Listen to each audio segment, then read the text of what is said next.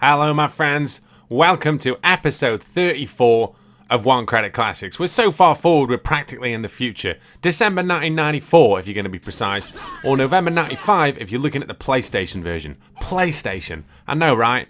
It's Tekken. It's one of those fighting games that really turned people away from 2D fighting games and towards 3D fighting games. People thought that 3D fighting games were a thing after Virtua Fighter and after this came out. The director was a guy called Seiichi Ishii, and he produced the arcade version, which had 8 characters. But when the PlayStation version came out, it actually had 18 playable characters. You had each individual of the 8 characters had a sub-boss, which you could be. A lot of them were just reskins of original characters that didn't have too many moves, but they developed later into the series into more characters like that. And on the PlayStation, there was also a few other characters, including Devil Kazuya, a version that was unlockable during a Galaga game that you had to do at the start, which was nails. Shoutouts to Tran and Pricey, once again, the Western Field massive for getting that done. It was Pricey who had this first, I seem to think. He had a PlayStation in like 95 or something. Yeah, and we played quite a lot of Tekken at that point. The story behind this, the story behind the plot behind the game, the lore, so to speak, oh, I see what I did there, is that Heihachi Mishima organises this tournament called the King of Iron Fist tournament, and there's a $1 billion prize. There's a load of entrants from all over the world, including his son Kazuya, who Heihachi himself threw off a cliff age 5 to see if he'd survive. Imagine that standing up in court now. Do you know what I mean? Mishima in front of social services. Yeah, it'd be alright. I just wanted to see if he'd survive. Kazuya Mishima, after climbing up the cliff age 5, he's done well there. Went on to become a world-class fighter, and the only blemish on his record is a draw against Paul Phoenix. And so the tournament kind of takes place. All these fighters come from around the world. They have to fight each other. They have to fight an individual sub-boss, and then they have to fight Heihachi himself, who on this version is perhaps as nails a boss character as you get, really, in this kind of era fighting games. That it is until Tekken 2 comes out and you fight Devil Kazuya, who's ridiculous.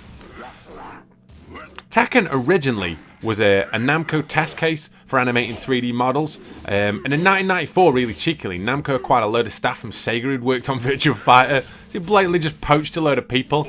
It was originally kind of marketed to arcades as almost not a budget, but a cheaper version of Virtua Fighter, because it had a cheaper board, and it was kind of the hardware was cheaper, but it was still kind of that ilk. It was kind of comparable.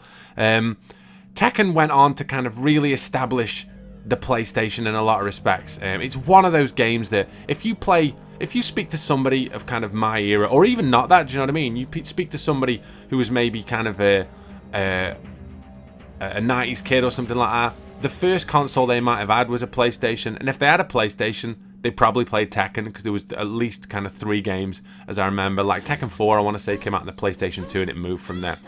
But what we are going to do is we're going to stroll through the Iron Fist tournament. I'm going to be using Kazuya Mishima on this one, because it's probably one of the best versions of Kazuya there is. Plus, at this kind of at this basic level, in terms of, I'm used to playing a lot of Tekken, probably 2 and 3, but over the last couple of years, I've probably played most of the tournament, Tekken Tag Tournament 2 on the PS3 online. And I'm just used to the characters having loads more moves than this. So the best thing for playing these basic versions, the early versions of Tekken, and still retaining loads of fun, is just pick the characters who hit the hardest. And Kazuya can throw on this, absolutely throw, like as you will see. So yeah, we're gonna beat up a load of people, beat some more people, beat up who's his sub boss? Oh, Lee Chaolan, yeah, a random Japanese man with grey hair, a young-looking man with grey hair, pushing the boundaries forward. I mean, that's all the rage now, isn't it? With these youngsters.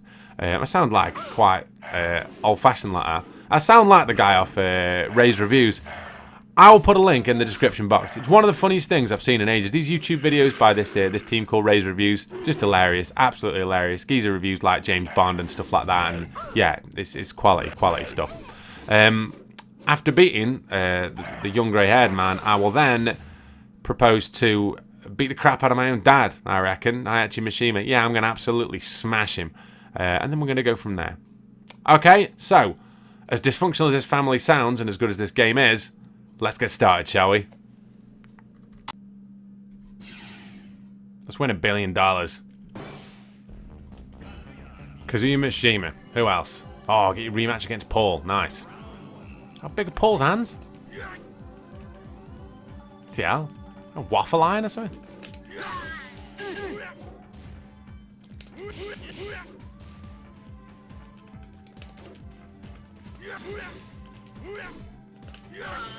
A staple of this clear will be me messing up Kazuya's 10 strings. I can never quite remember it. Oh, that was close.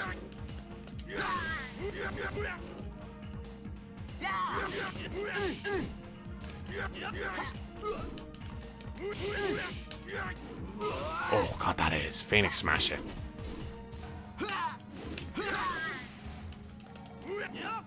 Nice. Albeit a bit cheap. It's a problem with this, you can't roll out of the way. Well cheap. Right, who's next? Law.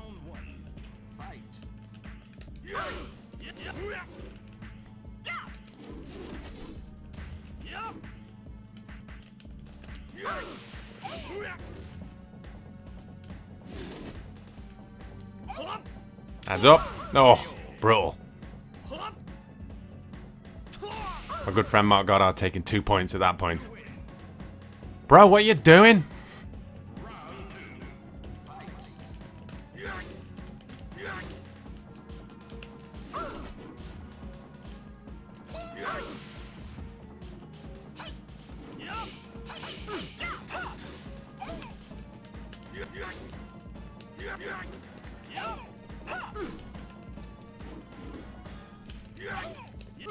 Oh, come on. Try and lure him in and get a throw off. He might have me.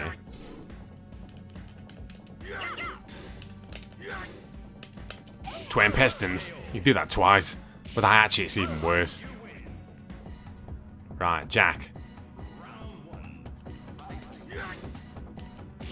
He's a skipping leg day.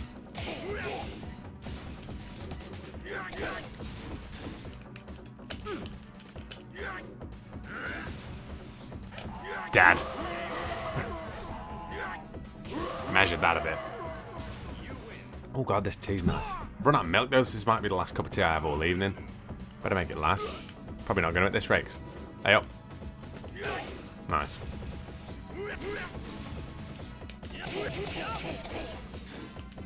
I need to find out what the rest of that combo is really.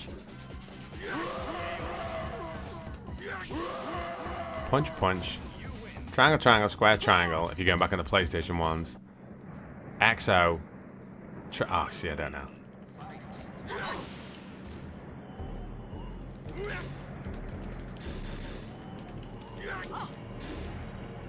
It's hilarious to watch me keep...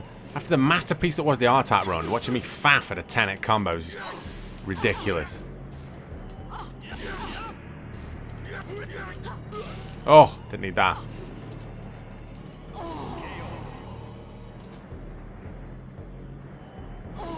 Decent.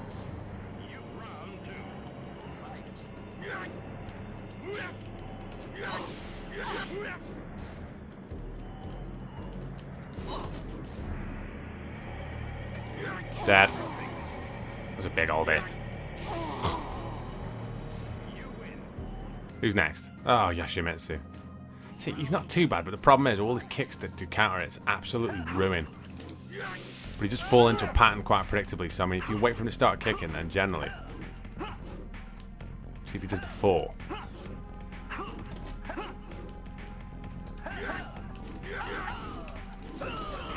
Beautiful. Hey. Same again. Back up a little bit.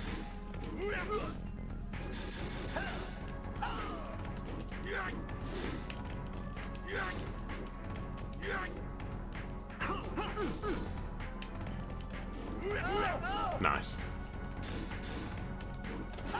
AI is pretty good on this in all fairness. Well, it's not that good, but it's like you won't get away with spamming the same move multiple times. He says he gets 6 uppercuts on the bounce.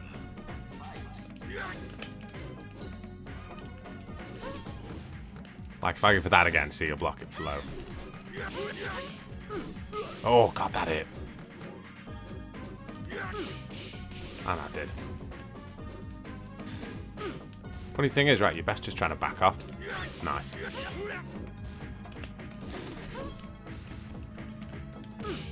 Oh, never mind.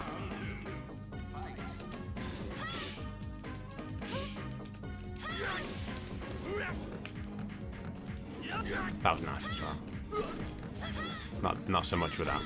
I keep backing off. Bollocks.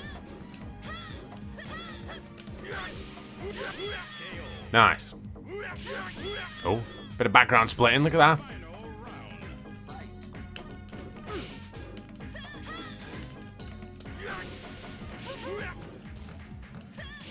Oh, God, that hit.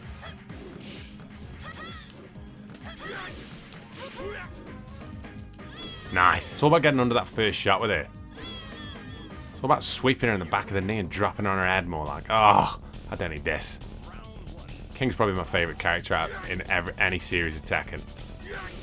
If you're asking me to name my favourite character in any fighting game ever, it might be King, to be honest with you. Tekken 2 King. He's just so overpowered. He's just so cool as well.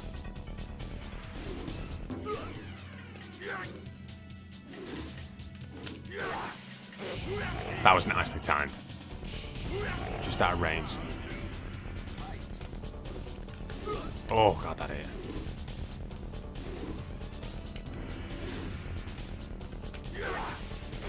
I'm a king as he recovers dead quick from stuff. Interesting. That should be it. Nice. 1-2 in the groin in midair. That's him done. Who's next? It's Lee, is it? Yeah, oh, Lee Chaolan. Grey-haired phenom. A lot of kicks. Oh, 3 did me for half energy. Terrible. That's poor. He plays like martial. Oh God, he plays like martial law, but better. Wiped out there.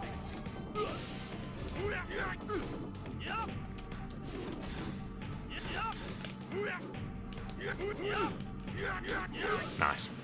See, the thing with him is getting a rhythm with his kicks. Like that. Because if you can snap off shots, you can kind of intercept him. That uppercut's really good, as you probably tell by the way I've been spamming it for the last 10 minutes. But on this version, the central part to any good Kazuya is timing that uppercut. Right. Final sip of tea. I bet he's freezing. Right, the old man. Oh, God, this is going to be tough.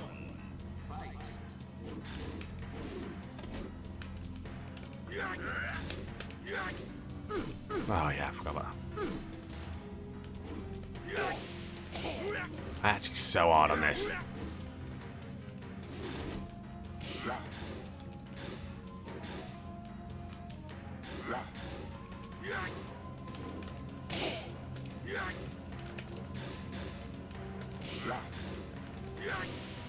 Talk about the hardest versions of Heihachi. It's probably Tekken 3. This is hard, but yeah, him on Tekken 3 is just stupid. He's got so many moves that do a load of damage. Nice. Well, that wasn't. Well, it was for him, but... Oh, God, he's hit me twice. And that, my good friends, is 1 credit as advertised. Unlucky, Dad. Showing. There's the replays. Yes. I thought, hang on. Hidden stage.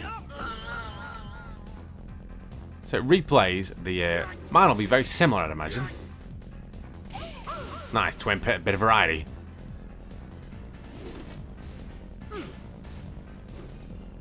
Of course it is. There's going to be a... It's only when you do this do you realise how much you spam this.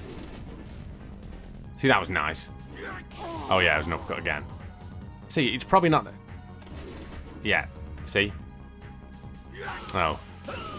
It's exactly the same, isn't it? Yep. That move's just so overpowered. Oh, no, I got a spinning sweep. It's not quite as bad.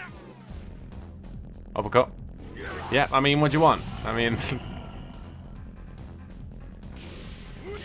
I'll stop doing it when you start blocking it. And Daddy Dearest. He caught me. Oh, God, that must have been... He caught me well a couple of times.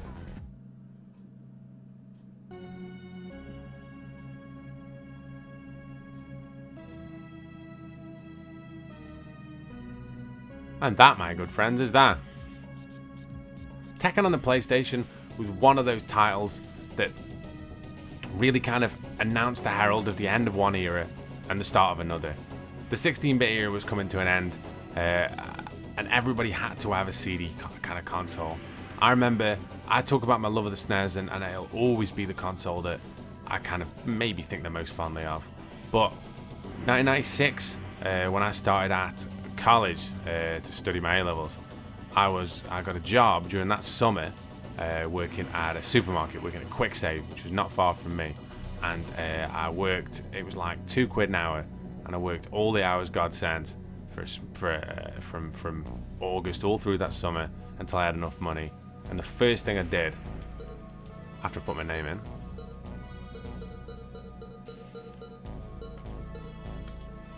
that's a fairly decent time. And the first thing I did, oh, quite a decent time, yeah.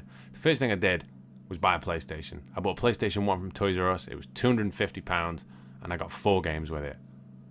Let's see if I can remember what they were. I got Zero Divide, which is a robot-style beat-em-up. I got True Pinball, the pinball simulator was quite good. I got Worms, hey, and Worms, Zero Divide, True Pinball. I can't remember what else I got. Zero Divide was quite good, I remember actually. I can't remember what else I got. But I remember this because as soon as that happened, my entire focus then from 16 to maybe, I don't know, I can't think. I had a Dreamcast when I was 20, I want to say. So yeah, for those 4 years, my entire focus was on the PlayStation and the games I had. And I bought a lot of games, and a lot of my friends spent a lot of time playing them. But I look at the Tekken series as nice. I look at the Tekken series as connected to some of the most fond memories of my gaming life. Really, kind of Tekken. Remember Tekken 2 coming out, and my good friends Jim Murray and Matt Baker and Martin Tranard will come around my house, and I remember we'd go around Pricey's house and play as well. And Tekken 2 was one of those games that really defined kind of a generation for me. And this, I played this before I'd played, I played this before I played Tekken 2, and it was that first wave of games that came out that made you realise that the kind of, it's a bittersweet thing really, because it kind of made me realise that the arcades were over, and that was sad, but it was kind of replaced by something that was even crazier, because the arcades were over because we could all have one in our bedroom. Do you know what I mean? Like, there wasn't that gap now. This arguably isn't as good as the PlayStation version. Graphics for graphics, it's exactly the same, but the PlayStation 1's got more characters, more endings. The PlayStation version's superior.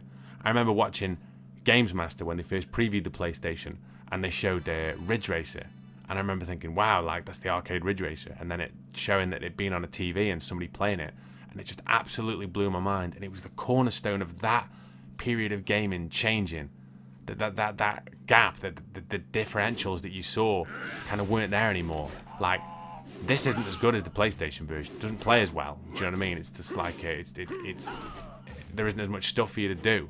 The PlayStation came out with titles like this, and the first wave of titles, a lot of the Namco titles, Ridge Racer, everybody played Tekken. You had beat-em-ups like Ballerina to Shinden, but when after the first kind of 12 months really in the place, 12 months to kind of 18 months, when the PlayStation kind of hit the ground running, the titles that came out during that 97, 98 period, the period when I was at college and working towards doing my A-levels, the period when that kind of, your life's changing, do you know what I mean? Those games that I played then solidified the fact that I knew that I'd be playing video games for the rest of my life. Those PlayStation games of that era, and if you go back and kind of look at them, like, you look at this now, graphically, of course it looks rough, and I speak to people all the time who say they struggle with older games because of from a graphical point of view, but you can't overlook the differential that stuff like this made. It's like if you listen to all records, like, I get the fact that it's crackly, but it's fundamentally important, because everything that you do today wouldn't be here if that record didn't exist. Every bit of music that you like, if it's a part of a subgenre, owes so much to those crackly records of the 70s, in exactly the same way that modern gaming has to embrace the technology that made this stuff possible, that brought the arcades into our kind of homes. The Tekken series was at the forefront of that and was such a big part of that. It was such an important set of video games and a massive kind of one of those series of games that I remember Tekken 2 coming out and getting it from Toys R Us, and then Namco also had the Soul Blade games, and then around about that time you had Resident Evil, Final Fantasy, Time Crisis. It was an amazing time. You even had what did Konami bring out? That roleplay game that was there good. Suikoden, Battle Arena. No, Suikoden, yeah. All those Vandal Arts as well. There was David Brent, like in what's it? My World did a Burfield. But yeah,